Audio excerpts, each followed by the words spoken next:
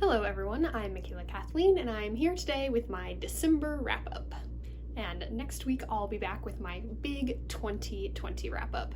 But jumping into the December wrap-up. So in December I read 5 books, but I only have 3 of them with me because 2 of them I gave away as Christmas presents. So the first one that I read was Because of Winxie, which I gave to my nephew as a Christmas present.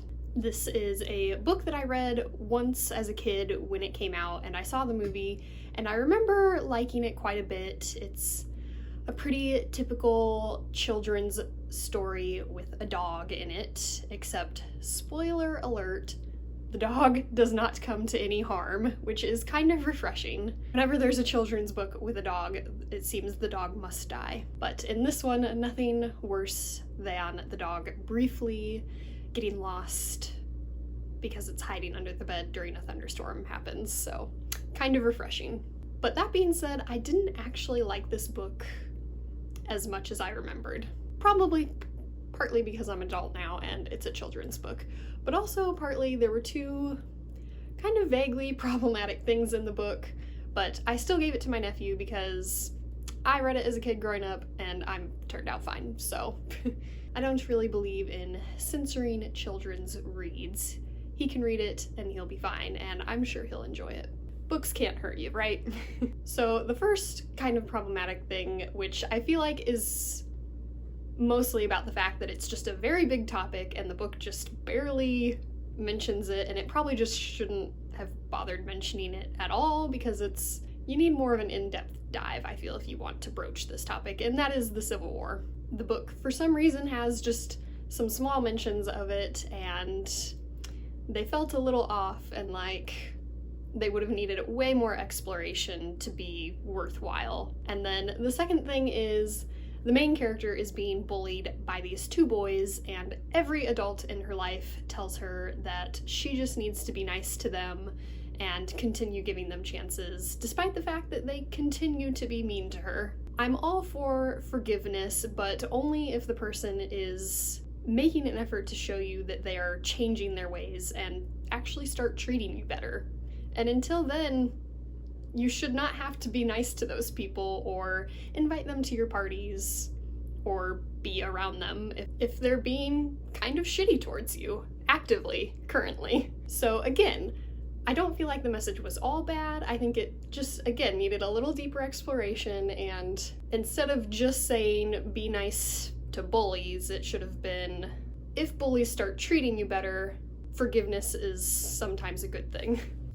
Although, still not always. You don't always have to forgive the bully, even if they start acting better, if they've done really terrible things to you. You can maybe forgive them, but that doesn't mean you have to start hanging out with them. So those were kind of 2 of the things that kind of bugged me about the book. And then other than that, it was a perfectly fine children's book. Like I said, it's kind of refreshing that the dog makes it through unscathed. But that being said, there are not very high stakes in the book. It's a pretty low stakes book, not a whole lot of plot going on. And while there are kind of 2 messages that I think could have been explored more deeply and in slightly different ways to make it better, there were also very good messages in the book as well. Our main character is very kind to everyone and kind of learns to find out what's happening in people's lives before judging them, which is a good message. And yeah, overall, it kind of worked out to be just kind of a okay read. It's a children's book, so that's probably why I didn't get as much enjoyment out of it as I did when it first came out. And yeah, if I had remembered it a little more clearly, I maybe wouldn't have picked out this one for a gift for my nephew. I don't know. Either way, I don't think reading it is going to harm him in any way. So then the next book I read was The Magicians Nephew, which is the first book in the Chronicles of Narnia series, which I gave to my nephew for his birthday, which is around Christmas time. And this one I actually remembered not liking very much as a kid, but I did like the Narnia series as a whole, and I thought it would be fun to get him started on the series and start with what is technically the first book. And then I actually ended up liking it better than I remembered. As a kid, I remember being very bored by it. I felt like we spent a million years in the woods with all the ponds, and it was boring, and I was like, what's the point? But upon this reread, it's actually a pretty good backstory for the Narnia series, and it's got some really excellent fun villains, although again, there is not a lot of stakes in this book. The villains never actually pose a real physical threat. Mostly what they're doing is trying to trick the kids into doing bad things, which as a children's book, I guess you don't want stakes to be too high and scare the kids.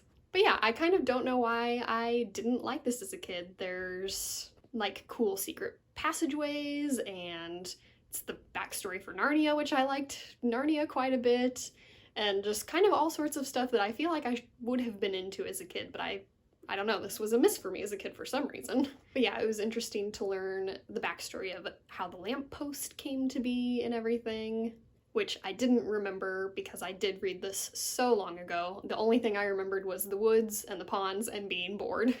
Of course, the White Witch is an excellent villain, and it's interesting to see her backstory, and she's just very regal and scary and a really great villain.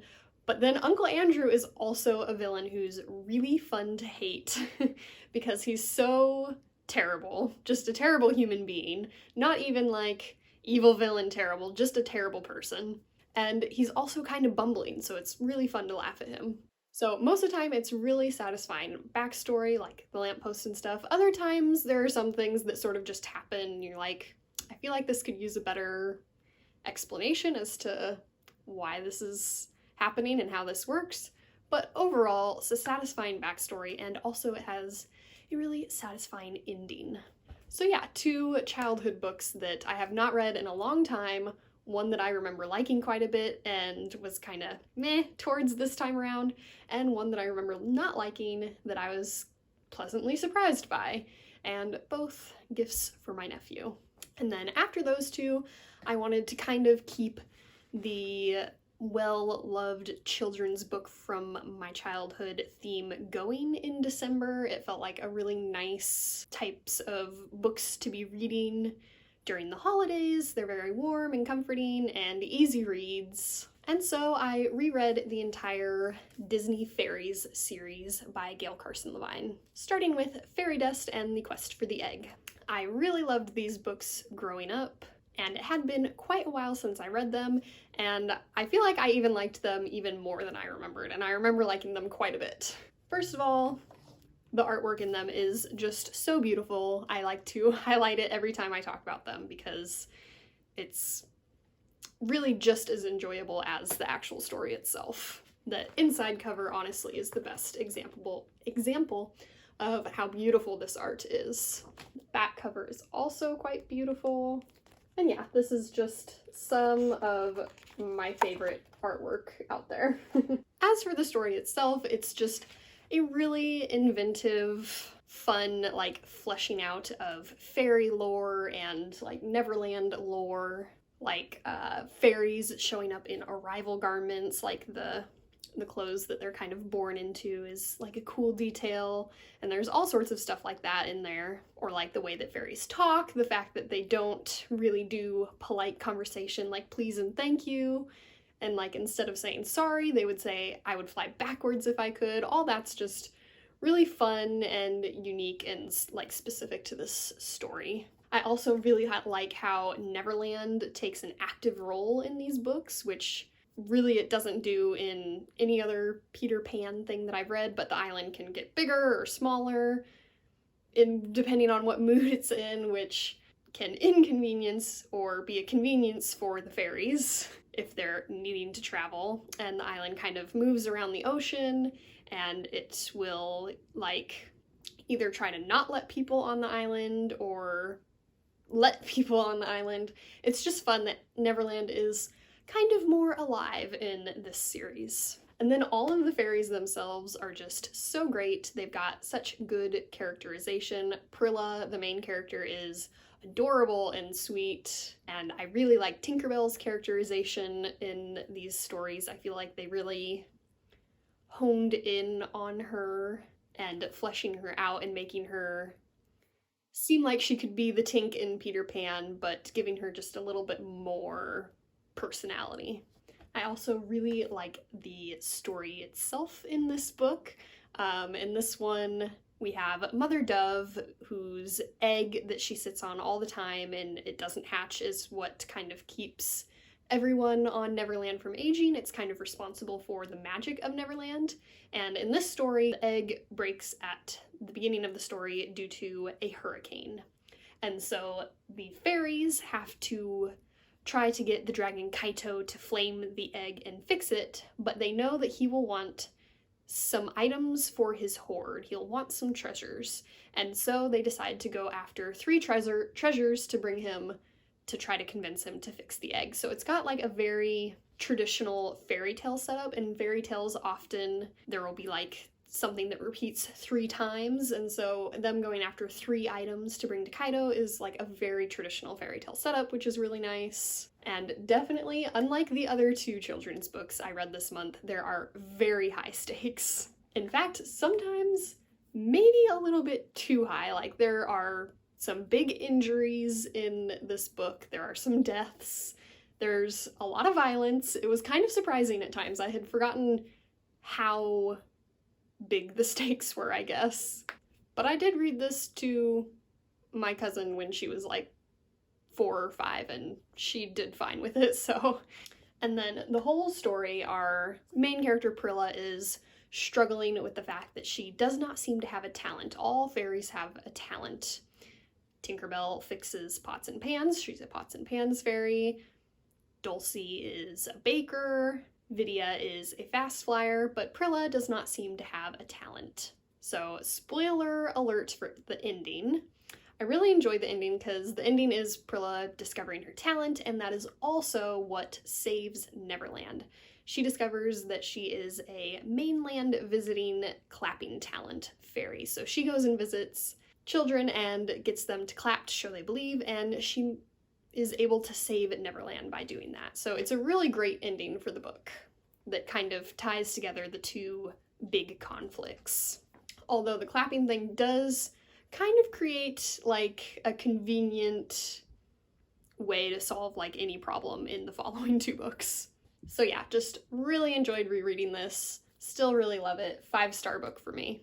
One random detail that I will note that had thoughts on, I guess, in the book was I really like Tink has this quirk of like pulling on her bangs when she's frustrated, which I think is a really adorable quirk to give a character.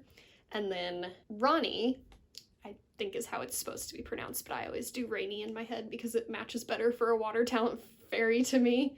But yeah, Ronnie has a quirk of finishing people's sentences, which I find very annoying. So kind of two random things, one that I like and one that I dislike.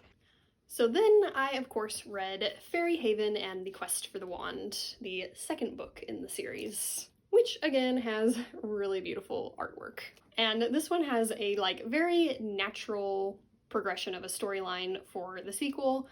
It was kind of set up in the 1st book, which is nice that it kind of followed along from the 1st book. So in the 1st book, Ronnie, the water talent fairy, goes to the mermaids to get a mermaid comb for the dragon Kaito's hoard, and she promises to come back and give the fairy a wand. So this book starts out with a really hilarious mermaid song where this mermaid who Ronnie has promised to give a wand to is singing about how mad she is that this fairy has not delivered on her promise of giving her a wand. So then in the book, she tells the fairy that she is going to flood Pixie Hollow unless she delivers the wand. So of course we have Fairy Haven and the Quest for the Wand. The fairies have to go get the mermaid a wand. It does have a very quick setup, like it gets to the quest really quickly, which I kind of like kind of longer setups, but I understand that you don't need as much time for world building in a sequel as much as in a 1st book, so it is understandable. So they have to travel to the Great Wandies and get a wand.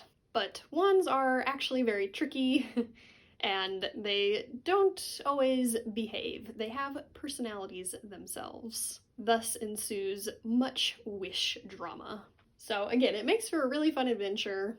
I do feel like it has a lot more kind of random sides stories going on that sometimes kind of drag out. When Ronnie delivers the wand to the mermaid begins singing. She's so happy, and as established in the first book, so kind of nice to see this very random detail from the first book being shown, Mermaid Song turns fairies into bats, which is so random and weird, but also like strangely entertaining. The bats have a very specific way of speaking. Unlike fairies, they are very polite, over polite, and so it's kind of fun to read about the fairies and the bats trying to interact when they have very opposite ways of speaking. And in this book, we got to see Sarah Quartel again. Sarah Quartel is Prilla's laugh. Much like in Peter Pan, these fairies are created by the first laugh of a baby. And so Sarah Quartel's first laugh becomes Prilla. So we see her again, and that's super fun. Although how they handle incompleteness, I don't totally love. Sarah Quartel is incomplete, which is something that happens to fairies as well. Sometimes when a laugh travels to Neverland, a piece will break off and then the fairy is considered incomplete. And so Prilla wishes to make Sarah complete. And I just don't know how I feel about the connotations that Sarah isn't good enough if she's incomplete or whatever. And then another thing is this book doesn't really have a main character. Like for Fairy Dust and the Quest for the Egg, I think Prilla was definitely the main character, but this one's more of like the entire cast of characters is focused on. Yeah, I feel like I kind of miss having like a main character to really delve into and learn more about. I suppose you could argue that Ronnie is kind of the main character. Then yeah, I think the ending on this one felt just a little bit abrupt. So I liked this one as well, but not quite as much as the first one. Very close though. And then I ended off with Fairies and the Quest for Neverland, which I had only read once before, and I remembered really disliking it a lot the first time I read it.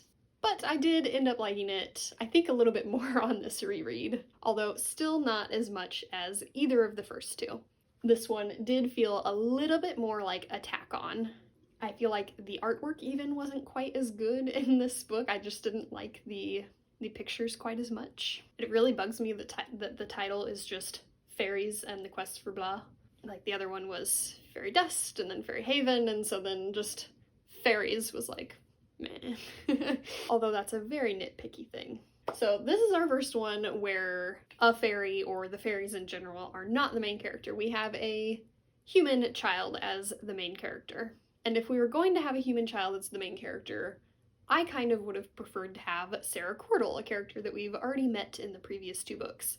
But instead we had a descendant of Wendy Darling from Peter Pan, which some people might like that, it's kind of connecting to the original story more, but I honestly just would have preferred some sort of adventure with Sarah Quartel. But the adventure that Gwendolyn, our main character, does find herself in is a really fun one, and that is Kaito the dragon from the first book is freed from his prison, and he really hates fairies. So his plan of what to burn first on Neverland is Fairy Haven, which is a really intense, fun conflict. Dragons are always fun.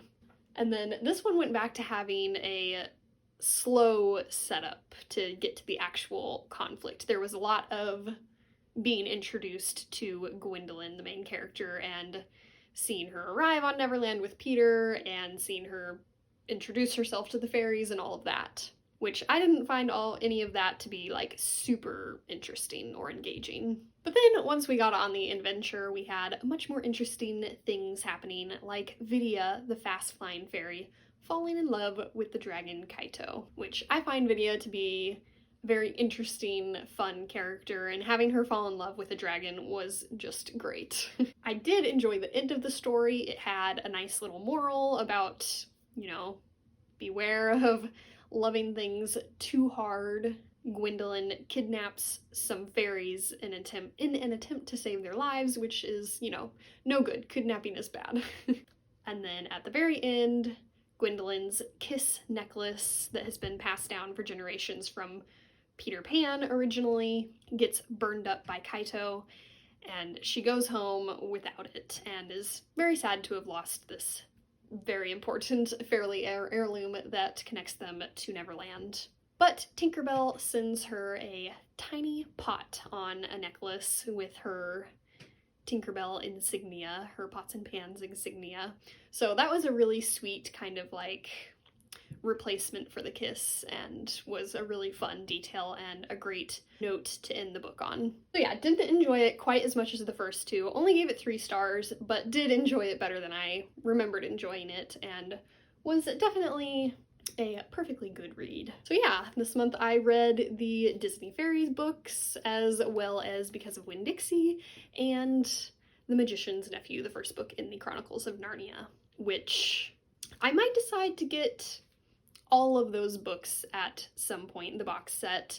I read some of them, but not all of them as a kid. I mostly enjoyed The Lion, the Witch, and the Wardrobe, but upon rereading The Magician's Nephew, I think I would be interested in maybe reading the whole series, finally. It was a nice month of reading some cozy children's reads, for sure. Let me know down below what you read in December. Thanks for watching. Remember, words matter.